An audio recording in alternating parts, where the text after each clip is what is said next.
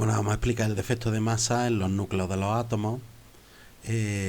Todo esto parte, pues tenéis que recordar que en un átomo pues le da masa solo las partículas que estén en el núcleo, o sea, solo los protones y los neutrones. Entonces, cuando se empezaron a medir la masa de los átomos, se vio que la masa de un átomo siempre era inferior al sumatorio de la masa de sus nucleones. Que cuando estaban los nucleones por separado, o sea, los protones y los neutrones por separado tenían una masa, y cuando se juntaban para formar el átomo, ese núcleo de ese átomo tenía una masa inferior. La masa del átomo se define como la masa atómica, que se abrevia MAT, y la suma de la masa de los nucleones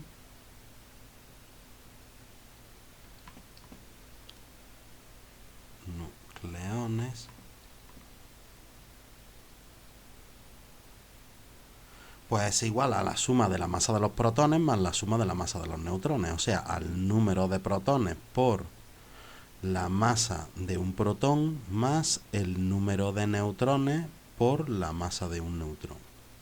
Como el número de protones es z, pues sería z por la masa de un protón más el número de neutrones sería a menos z, el número másico menos el número atómico, multiplicado por la masa de un neutrón. Pues cuando se hacía ese cálculo, esto siempre salía más grande que la masa de verdad del átomo, o sea que ahí se perdía una cierta masa, que esto es lo que se le llamaba el defecto de masa. Esa variación de masa, para ponerla en positivo, sería el grande menos el chico, pues sería la suma de la masa de los nucleones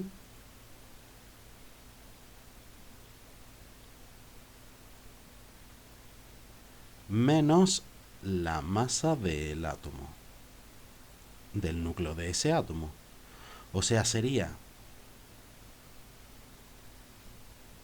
z por la masa del protón más a menos z multiplicado por la masa del neutrón menos la masa atómica. Y ahora este defecto de masa lo podemos poner tanto en U más, si ponemos la masa del protón y la masa del neutrón en U más, decimos que la masa atómica está en U más, y sería en unidad de masa atómica el defecto de masa. Pero también se puede calcular en kilos o en gramos. Si esto lo ponemos en gramos, esto lo ponemos en gramos, y aquí ponemos la masa atómica en gramos por mol. Si ponemos esto en kilos y esto en kilos, aquí hay que poner la masa atómica en kilos por mol, y el defecto de masa, o sea, la variación de masa, se averigua en kilogramos. ¿Por qué se pierde esta masa? Pues la explicación que se le dio era que los protones o sea, los neutrones no tienen carga eléctrica, son neutros, pero como los protones son positivos, en el núcleo los protones se deberían de repeler. ¿Por qué los protones se mantienen unidos entre ellos en el núcleo y también los protones con los neutrones? Porque esa masa que se pierde se invierte en una cierta energía de enlace. Esa energía de enlace es la masa la energía que se está perdiendo por culpa de que se pierda esta masa. Entonces aplicamos la fórmula de Einstein de E igual a mc cuadrado.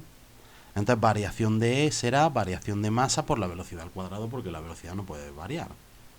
Pues la variación de energía que se asocia a esa variación de masa será variación de masa por la velocidad de la luz al cuadrado. O sea que será z por masa del protón más a menos z por masa del neutrón menos masa, y todo multiplicado por la velocidad de la luz al cuadrado. Para calcular esta energía de enlace es importantísimo que pongáis la masa el defecto de masa en kilogramos obligatoriamente, y la velocidad de la luz en metros partidos segundo cuadrado, así la energía nos sale en julios. Que luego la queremos pasar a electronvoltios, pues utilizamos un factor de conversión como siempre.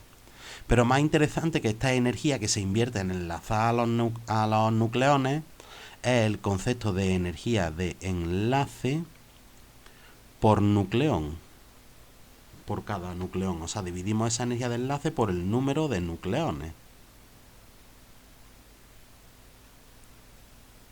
O sea, esa variación de energía la dividimos por el número de nucleones, que sería protones más neutrones, o A, el número másico. O sea, esa energía de enlace por nucleón, que también habría que ponerla en julios o en electronvoltios. Si la ponemos esto en julios, pues nos sale julios por nucleón. Y si la ponemos en electronvoltios o megaelectronvoltios, pues sería eso, electronvoltio por nucleón.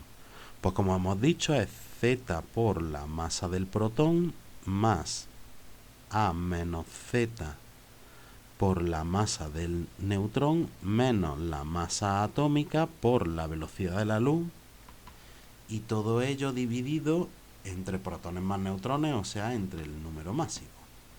¿Y por qué digo que esta magnitud es más interesante? Porque esto es lo que de verdad le da estabilidad al átomo. No, el átomo no es más estable mientras más energía esté enlazando, sino mientras más energía enlace cada uno de los nucleones.